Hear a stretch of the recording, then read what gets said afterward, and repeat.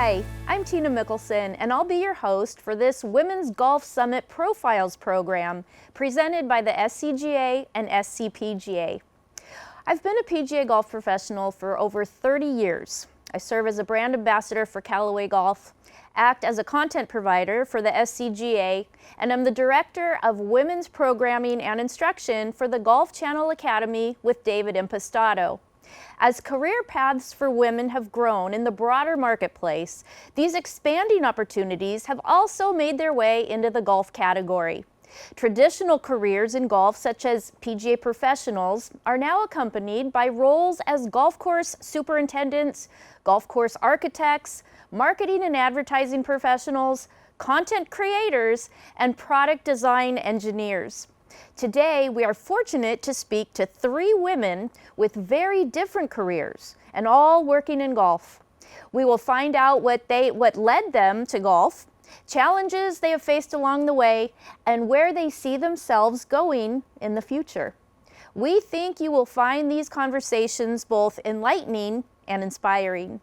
Our first guest is Alexis Eater. Alexis is a video producer and content creator currently serving as a supervisor, video producer, and editor at Callaway Golf. So Alexis, Why don't we start by you telling us a little bit about where you grew up in your early education days? Sure. So I grew up in Tucson, Arizona, and it is like, I always tell people, it was a big city. I mean, there was 1 million people there from when I was growing up, but it feels really small. And it was a really great place to grow up, really hot, but you know, it's a dry heat, as they like to say. But I really loved it. I had made some great friends there and ended up going to college in Phoenix. In Phoenix? Mm-hmm. So speaking of college, what did you study in college, and did you have any early career plans? I actually, going into college, I started at the University of Arizona and I went undecided for a semester. And then I took this quiz that they had at U of A online where you'd like tell the site about yourself, and then it would give you a list of major options. And mine were all languages and then journalism. And there were languages. I loved Spanish. Like, that was my favorite subject in school. I minored in it eventually. Oh, wow. And I thought that I would, if I didn't go into law enforcement, I was going to be a Spanish teacher. And my dad was like, I would really like you to find something. Maybe, like, nothing wrong with either of those things. But, like, so anyways, I chose journalism. And the U of A journalism program at the time was just restarting after not existing for like 3 years. Right. And the school up the road, Arizona State, has one of the best programs in the country, and they have for a long time. So yeah, it all worked out for the best. I went to the Cronkite School of Journalism and Mass Communication up at ASU, and it was the best 3.5 years. Yeah. So then when you graduated, what was your first introduction to a position in the golf industry, and who introduced you? Funny enough, this is my first and only position in the golf industry here at Callaway. So when I graduated, I thought I was going to be a director, which in live TV. So backtracking a little bit, I studied broadcast journalism. I went full production route. I did not want to be on camera. I had like zero interest in that. And I loved calling the shots and directing and technical directing in the control room. And I knew that that was a really an not easy ticket for me in television, but an easy sell, because keeping women in the television industry is really hard. Yeah. And I loved sports, and I just thought I was going to be directing for ESPN. That was my thing. So I came out here to work at the Fox Sports, which is now Bally Sports, and I did that for a season. And like a month into that job, I was contacted by my old boss at school, because I worked at my school, and he said, "Do you have time to take on something else?" And I said, yeah. At the time, I didn't have work that week. So I was like, absolutely, I can take on another job. Right. And I came in for an interview to run audio for our web show at the time, which was called Callaway Live. And my now boss, Jeff Newbarth, said that they were looking for someone, you know, to run audio and do some video edits. They would be like pretty flexible and be part-time for a while, and then we'd see where it goes. And I was like, okay.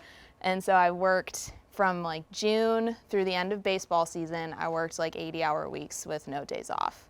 And then I got hired at Callaway full-time in November of that same year, 2015, and I've been here ever since. Wow, that really says a lot that you're still here after 80-hour work week. So the importance 80 between the two jobs. right. Yeah. But it says a lot about loving what you do. Mm-hmm. Just loving what you do. Yeah, I'm really fortunate that like I used to like to edit videos as a kid, and I didn't even know that that was a thing. Like I would put together photo slideshows of our family vacations, and I didn't like being the center of attention, but I loved telling stories to people of something funny that happened at school or, you know, at my dance studios, like whatever. This ended up being a really good career for me, crafting stories on video. Do you have any career highlights in particular that stick out to you? Yeah, there's a lot, I think. I think coordinating like the LPGA shoot that we did a few years ago, it was like 2 years ago, here was really special to me because we hadn't brought our ladies together in a while. It's hard to get their schedules aligned, and then of course having you there was really cool, and that was really neat to me because we got photography of the ladies in two groups, and just like showing women in a community was really important to me. Right. I think especially because I've never worked in a field that has a really strong female community. Right. But you latch onto it in the golf industry. As soon as you find another woman around you, you're like, oh my gosh, come hang out with me, come be with me. So that was really neat. I was also fortunate to work 2 U.S. Opens for the USGA just through a connection, which was really cool. And that was like back in my TV truck, Right. you know, realm. So that was neat. And then I've done 2 like long form projects that I'm really proud of. We did one documentary on our golf plant in Chicopee, Massachusetts that I got to put together. It was like a 30-minute feature that went on the Golf Channel, so that was really cool. And then right now we've been working on the Rogue Race, which was a 2-day shoot, and it's like this big challenge with our guys, and it has been so fun, and it's a lot of work. Like we have our whole team working on it, but it's been really rewarding. Good for you. That sounds really exciting. Speaking of which, are there any paths throughout your career that you would have changed? Anything you would have done differently? And I'm not necessarily talking about any regrets, just anything you would do differently if you had to do it again? That's a good question. Definitely no regrets, ever. I'm a very firm believer in like whatever steps you take are going to get you where you're going to go. Right. Whether you think it was meant for you or not, it's kind of inevitable. But I think it would have been investing more of my time into like the very fine details of production. I think there's a lot to be said about like I was at school for 14 hours a day around cameras and audio equipment and people that worked in news, which I didn't want to do, but they were still in that environment for a long time. And I wish I had asked more questions and just like while I was there all the time, I don't think that I took advantage of the opportunity to really learn everything that I could have. Right. Yeah. Well, having said that, what advice would you give to young women today who are hoping for a career in the golf industry? I there's a few things, but I think the biggest thing is to value your connections. You really never know who's going to be that person that says, hey, I heard that there's a job over here, or I know this person, like, do you want to just talk to them? I've told younger women plenty of times, but like, who you know is almost everything, because you can back yourself up, like with your knowledge and your skills. Like, people are gonna realize what you're capable of very quickly. Right. But getting a foot in the door is a lot harder than it used to be, and it used to be hard too. And like now, I'm a testament to this.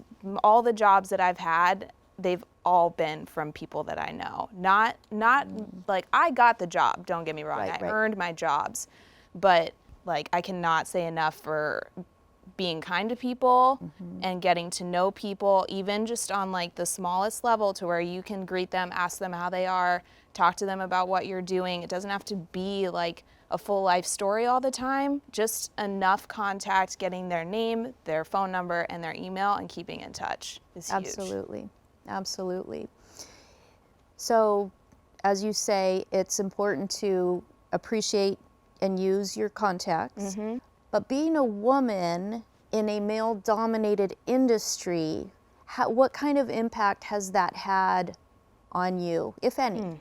A huge impact, I think. First and foremost, I had to toughen up a little bit. And I know a lot of people will say that. Like, a lot of women will say that. And, you know, as much as it can kind of stink to say that, it's also important, because I think no matter what industry you're in, whether it's male-dominated, female-dominated, whatever, or it's a good mix, good balance, you still need to be able to take criticism and, react properly and to rebound. And that's like one of the biggest things, is when you take criticism, or if you make a mistake, how are you going to then, how are you going to react? What are you going to do next? Are you going to make the mistake again, or are you going to take note of what you did? And I think being a woman in male-dominated industries, whenever I messed up, it was like much more noticeable. Or it was like they were always looking at me just a little bit different, critiquing me a little harder, and it's not necessarily on purpose. I worked with some great guys, and I've been really lucky. But like I'll never forget when I was in the TV truck once at a baseball game. I was sitting there on my off hours just watching the game broadcast, and they swapped me out with the assistant director. And the first question they asked me was who was due up. And I hadn't been paying attention to the game because I was watching other stuff in the truck, and I had no idea. And my producer was like, if you want to sit here, you should know that. And I never made that mistake again. So I think if I was going to advise like women going into male-dominated industries, it's just like keep yourself buttoned up. Always be aware and take note of what's happening around you, and watch the guys that are like in the positions that you're looking at, or the women, because they're doing something right. And I think you can still do it your own way, but you have to be able to do what's asked of you. So I'm going to add a little side note here, and I don't mean to embarrass you, but I have worked with you on many shoots. And one of the things that stood out immediately, and you have brought to every shoot, is the fact that you're making everyone's job around you easier, including mine, but you're running the show. And I think that's a very unique quality that you either have or you don't. But I think what you just said explains how you've been able to achieve that, because I've watched you, like I've said, and when things happen, and they always happen on shoots, especially when they're outdoors and you have the weather and the airplanes and everything to deal with, nothing rattles you. You take whatever it is in front of you, you handle it, you deal with it, we move on, and that's something that I've learned from you. So I appreciate that, but it doesn't surprise me because of everything that you've shared with us today. So Thank you. I don't want to embarrass you, but I No. am very impressed by you and your work, and the golf industry is very lucky to have you. I really appreciate what you said because that means a lot to me. Well, you do it well, and it sticks out, and thank you. Thank you for joining us today, and thank you for everything you shared with us. We really appreciate it.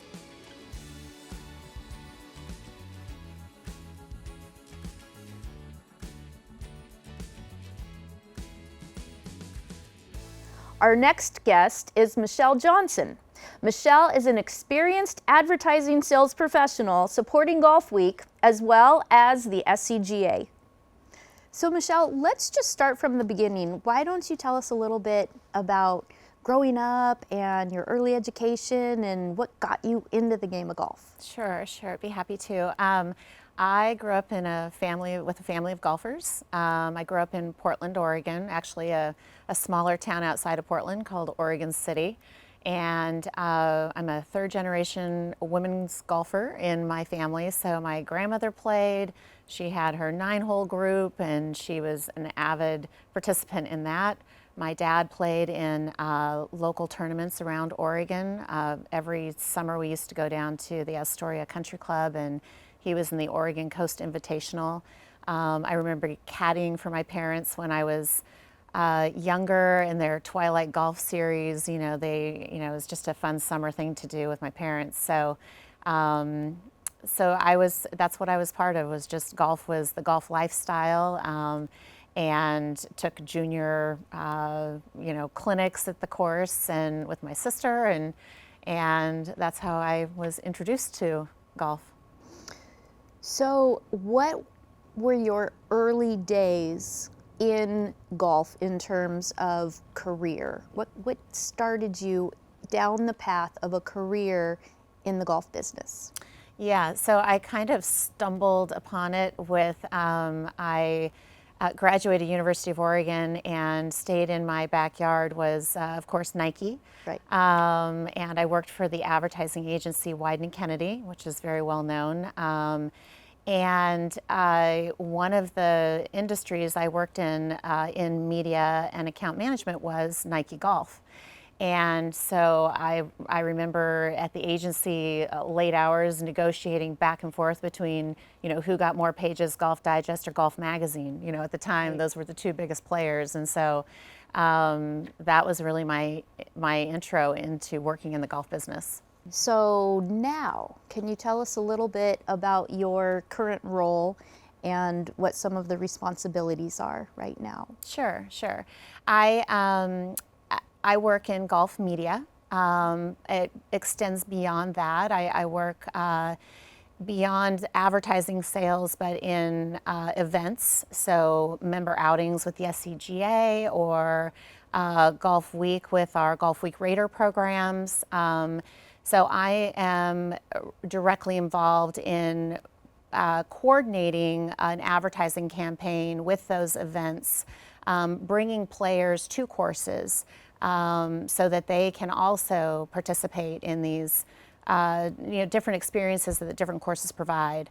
I work with the courses in travel in particular for advertising campaigns, whether it be in digital, print, and then also sponsorships, so larger overarching sponsorships that we're doing one right now that with Woodford Reserve with the SCGA, and they're sponsoring our member outings. So that's something that we bring together and allow those who aren't directly related to golf but want to sponsor and be a part of that golf business as well.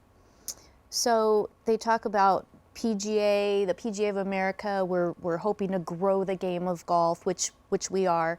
You are growing the game of golf in your own way, which I love. Mm-hmm. And that is basically the overall goal. The more people that we can get exposed to and involved in the game of golf, the better. So I just want to recognize the fact that you too are growing the game. Mm-hmm. And you don't have to be a PGA professional in order to do that.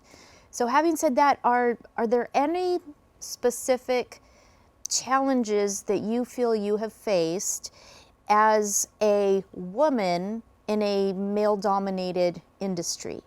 Yeah, well, that's exactly would be my answer. It is a very male-dominated industry, and even in starting, it's evolved quite a bit today, which is really refreshing and exciting to see.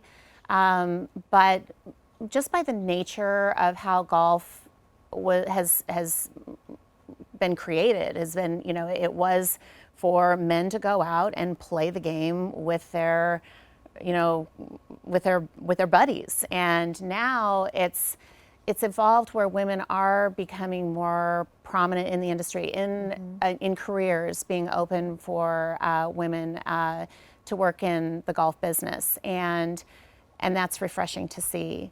But walking into a conference room with 16 men, and you're the only woman and you're the one presenting, can be quite intimidating, and that I experienced that many a time. And even today, being on Zoom calls through the pandemic, it'll be me and my square and 6 or 7 men in the other. So you really need to be confident in yourself. And if you're not, then you quickly learn how to be. There you go. So tell us about some of your favorite career highlights that stand out. One of my highlights, I think, is working when I worked with Golf Channel.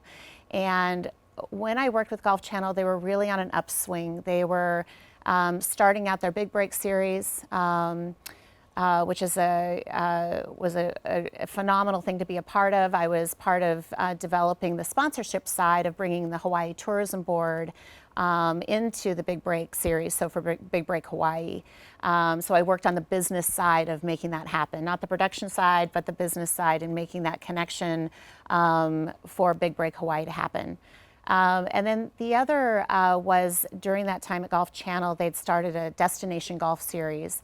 And now I believe it's part of the Golf Now program. But at that time, I worked with Lauren Thompson. She was just starting out her career at Golf Channel, and she was the host of this series. We went one time in Northern California and did a whole tour. And we stopped by Mavericks, which is, a famous surf spot.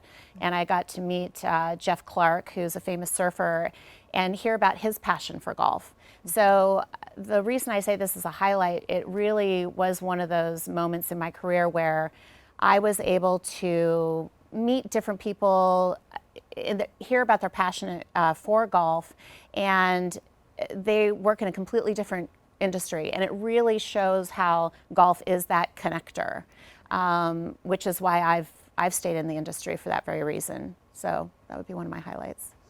Well, it has been a very successful road for you, but along the way, is there anything that you can think of that you would go back and maybe do differently? Not necessarily regrets, but maybe I would have taken this path, or just anything you would have done differently, knowing now what you didn't know back then. Yeah, I simply put, I think I would just play more golf. I would love that. I know, I would dive in and play more golf. Being a woman in golf, I've had a family. I'll go back when at my honeymoon, my husband and I honeymooned over in Hawaii, and I think we played probably 7-8 rounds of golf on our honeymoon. And then I had kids 2 years later, and that quickly changed. So I think being a woman in golf, that is one of the challenges as well. Not even walking into that boardroom, but being able to find the time and carve out, those moments for yourself where you can continue to develop your game and be, live out your passion. Because I think that being in the golf business, you have to have a sense of passion about the industry, and the challenge has been finding the time to play out that passion as a woman in golf. Right. And I think women come to that mentally differently, because and I'm generalizing, but I'll speak for myself, it's very hard for me to justify doing something for myself for that long. And I have laundry to do, I should be helping the kids with their homework, or all these excuses. We're always going to have things to do.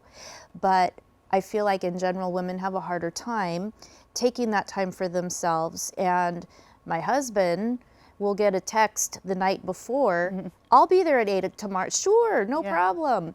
And he has no problem just going and not thinking about what he has to do. He does it, don't get me wrong. He's not being irresponsible. It's just more difficult for me to get to the golf course. That's something I think as women we can work on, and like you said, play more golf. Yeah. It's okay. What advice would you give young girls today who are looking to get involved in the industry of golf, who have a passion for the game and want to make this their career? Yeah, I think that, it's something where you have, your avocation and your vocation, and going back to that passion. If you, and there's a couple of ways I'm going to go answer this question, because I've lived it for so long, and I've played it, and I've taken a step back, and I've, tried to get back into it with lessons, and, and really have always wanted to be a good golfer. So I think that carving that time out for yourself, having your avocation, if you're passionate about it, then you make it your vocation, and you find a way to work in that golf business. I mean, maybe you're really good at PR. Maybe you're great at, some, fashion design, and you have a passion for golf. You can find a path into the golf industry through that, and marrying those two, what you're good at and with your passion for golf. With women in golf too, I think that there are three. I kind of was thinking about it last night, like the 3 A's, right? There's access. I think there needs to be more access for women in golf, and I know we're working on that. I know the LPGA has made huge strides in that as well, which is great. I think that second is aspiration. I think women are different in many ways than men. We have to have that connection. You want to have your friends with you, almost supporting you. You want to be able to goof up, and that's okay. You don't want to feel the intimidation of, oh my gosh, I have to make a good shot, on the golf course. So, and having aspiration in these players or other women in golf, no matter where they touch golf in the industry, maybe not just a player. And then lastly, I think it's acknowledgement, just acknowledging that, we're at this place where to grow the game, we do need to tap into these, women golfers and make it easier for them, more comfortable for them. It's always been thought of as a very kind of stodgy, rigid industry. Maybe it's the attire that's required that's intimidating to women, like what do I wear on the golf course, or what clubs do I have to have 14? Can I take just 5? And certainly just educating women that there are different ways to, play the game. I love like Top Golf, it's great for all sorts of reasons. I think it's opened up doors for, just to make it more casual and accessible. So it's that access, it's the aspiration and the acknowledgement for these women players, and that it's okay to not fit the mold, but just go out and learn it, have fun. When I go out and play with my husband, the first thing I say, and it's terrible, was like, I don't want to be paired with anyone else. Because I don't want to be 3 men and me, and and have that be intimidated to play at that level. I just want, because I'm learning, and and I'm still growing, I should say, in the game. Right. Acknowledging the fact that women approach the game differently than men. And I think the golf industry is starting to really do that. They're acknowledging there's a different mental approach from women, especially when you go out and you say you don't want to be paired with anybody. That's very common, very understandable. And I would encourage women to hold on to the idea that nobody cares how you play. They're so worried about themselves and their game. No one knows what your score is on any given hole, or how many it took you to get to the green. They will remember if you were able to keep pace. Nobody cares if you pick up your ball and then drop it on the green, or if you pick up for that hole, or if you play out the hole. It's how quickly you're doing it and whether or not you're fun. Are you an asset to the group? And I think women get very caught up in their performance, and I think that we're making great strides in letting everybody know and getting the point across that ability level does not matter. But until you're actually there seeing it for yourself, that's really a hard concept to grasp. So you stated that very well, because I believe a lot of women are going to relate to what you just said. Not just what you just said, but everything you've said today. We really appreciate your insight and you sharing your experiences with us, because I'm inspired by it, and I'm sure all those watching will be inspired as well. Thank you for joining us. Yeah, thank you, Tina.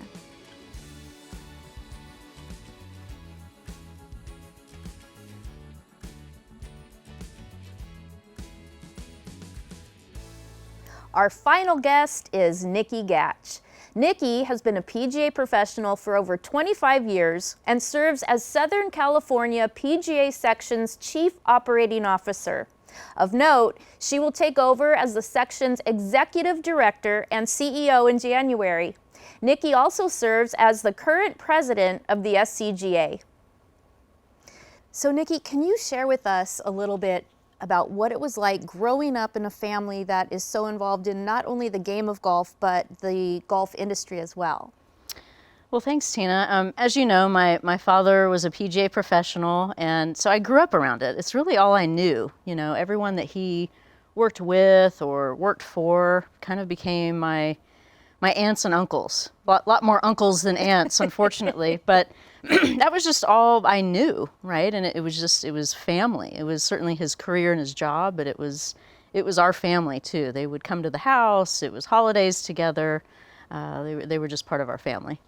Did that spark an interest at a young age, maybe not, as far as knowing, okay, I want to do this for a career in some way, shape, or form? I'm sure it did. I mean, as a kid, I probably didn't think much about it. Again, it was just what I knew, right? You would go hang out at the club in the summers, and I remember raiding the back of the counter with all the quarters that Dad got from the range ball machine, and use those to go to the snack bar at the pool. And again, it was just being in that environment and that atmosphere. Right. When it was time, in high school to sort of get your summer job, that's where I went, the golf course. Right. And that's, again, all I knew. I've never had a job outside of golf my entire life. I've never been a server. I've never worked at a fast food place or a clothing store or a little place in the mall. Never did that. It was always at the golf course.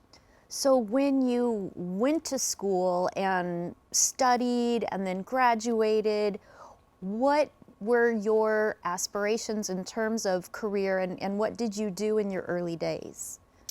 Well, Tina, I was going to be the next Nancy Lopez. I mean, hello. But when that didn't quite work out, I got pretty serious, I would say around maybe 12 or 13 years old, and, stopped doing some of the other sports and activities that I was doing, and really focused on golf. And then it was just, make the high school team, which was a boys' team back then. When you and I grew up, there was not girls' high school golf, which it's amazing that we've come so far with that. Right. So it was make the high school team. Then it was, okay, get in some junior tournaments and do as well as you can and be recognized and play at the collegiate level. And, was fortunate to be able to do all those things. And then it was, okay, now what? Right? Right. Still had that dream, in the back of the head, and played a couple of events. But really, I saw too many of our friends, our peers that were struggling out there, and they were way better than I was. So I thought, well, maybe this isn't going to be the path for me, but what is that path? And I really just gravitated back to golf and went and got a job at a golf course, and kind of had that traditional assistant golf pro role to start. Yeah. So from that point, what what was your first thought when you became a golf professional, working at that level, looking around and realizing, you know, this will be an industry that is going to be dominated by men? Yep. And what were your thoughts on that? And then how has that affected you throughout your career? I think I have a unique perspective on that. And it probably goes back to early childhood of being around all those uncles I referred to. And Right. to me, it never was, oh, there's no women around, or I can't do this because I'm a girl. I didn't experience that. I know a lot of people have. And you know, I feel horrible that is out there. And Right. you know, probably still is to an extent.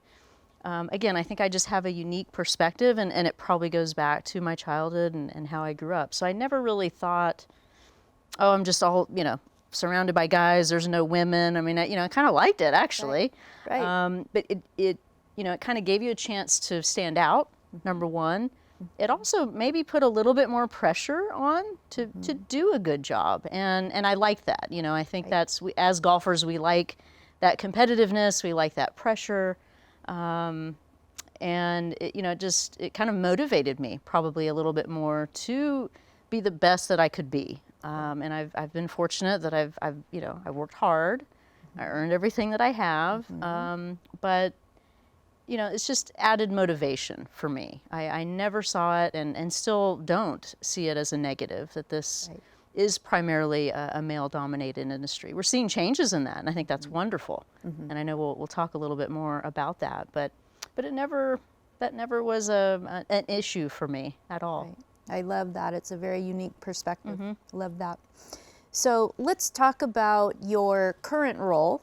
And I know it's very diverse, and it touches upon many different areas. So can you take us through the journey of getting to where you are today and what that encompasses?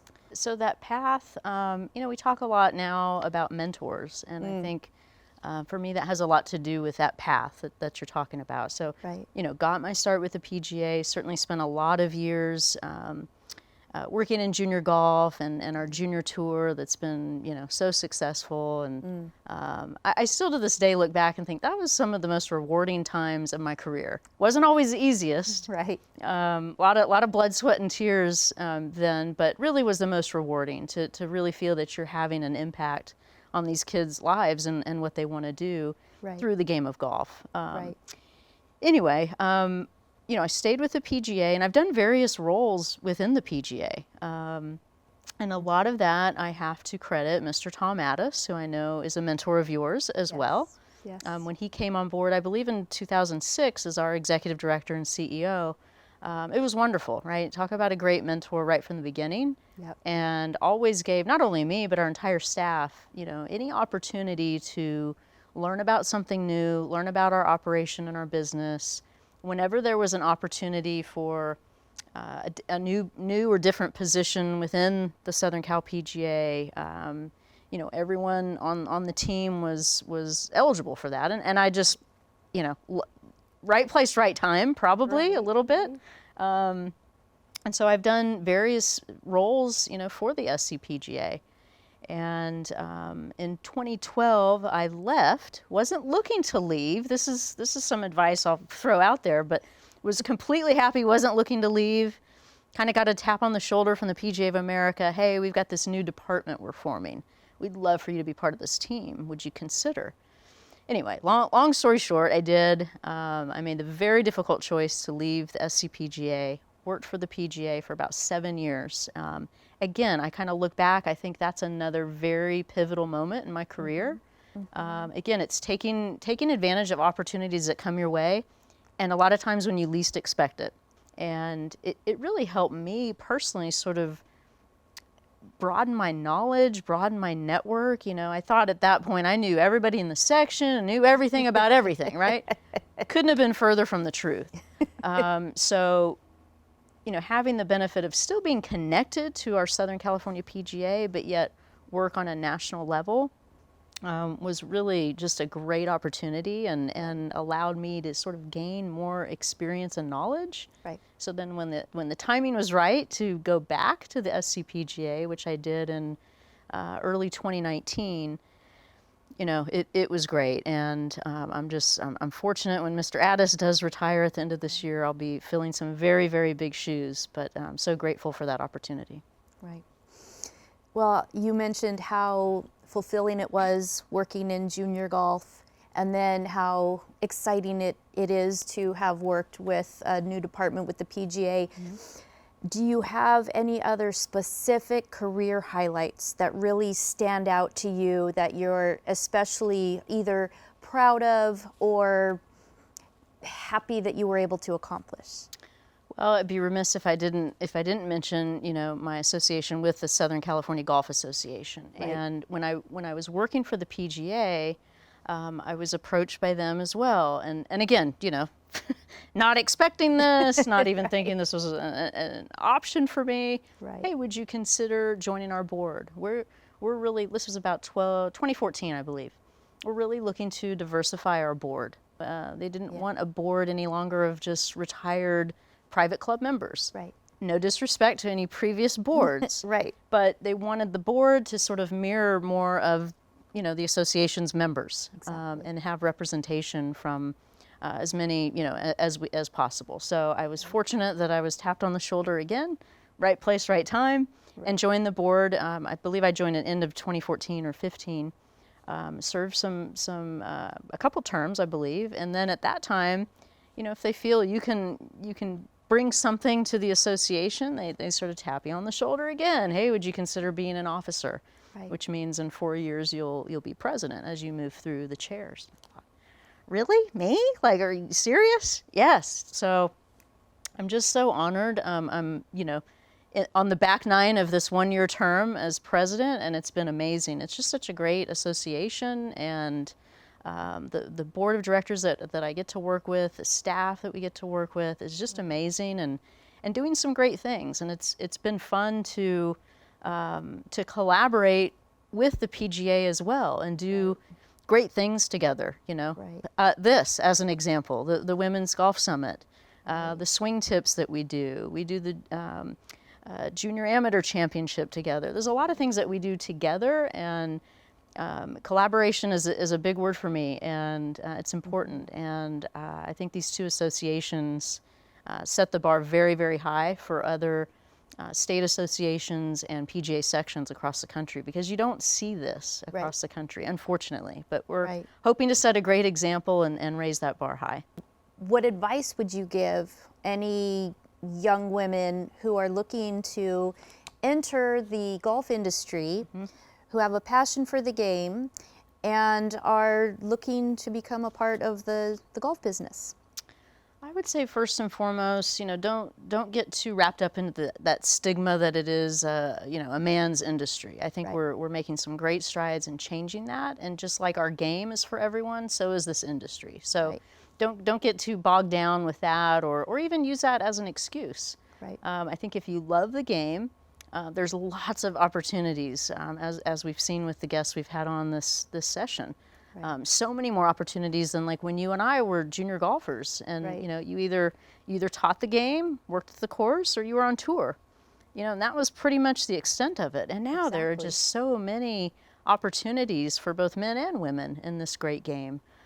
So my advice would be just to get involved. Find someone that does work in the industry, whether that's a pro at your club or just anyone that you can connect with. Maybe you're a junior golfer and it's someone that works for the tour that you're playing on, or really anything. But just get connected with someone, or more than one person. Would be even better, and sort of start that mentorship with someone that's in the industry, and ask a lot of questions, and volunteer where you can. Just get exposed to everything that's out there, and don't get tunnel vision, and don't get locked into, well, I just want to be a teacher, or I just want to whatever it might be, Right. keep an open mind and explore different opportunities. And again, ask a lot of questions and find a good mentor or a few down the line. Right. And we're so lucky that the golf business, the golf industry has so many people who are eager to be mentors and grow the game through the next generation of golfers and those involved in the industry. So Yeah. just like you. Yeah, I So- think that's what makes our industry so unique. Yeah. I mean, yes, there's competition, right? Whether it be between the courses that are down the street from each other, competing Right. for tee times, or competing manufacturers. But I think at the end of the day, we all want everyone to succeed, because Yes. that means that that our game succeeds. Exactly. So I think it's again, I don't know any other industry. Right. Although I did some internships in another industry, and that's why I decided not to go down that path. But I think that's what makes our industry so unique and so special, that we genuinely want everyone to succeed. I agree. Yeah. I agree. Gosh, Nikki, thank you for your time today. I really appreciate your perspective and what you've shared with us, because it's helped the outlook, I'm sure, I know for myself and those watching. You've given us a lot to think about and a lot to be inspired by. So thank you thank for you. joining us. Well, thank you, and thanks for all that you do for our game and all that you're doing for this summit. We greatly appreciate it. Well, I love every minute of it, so thank you.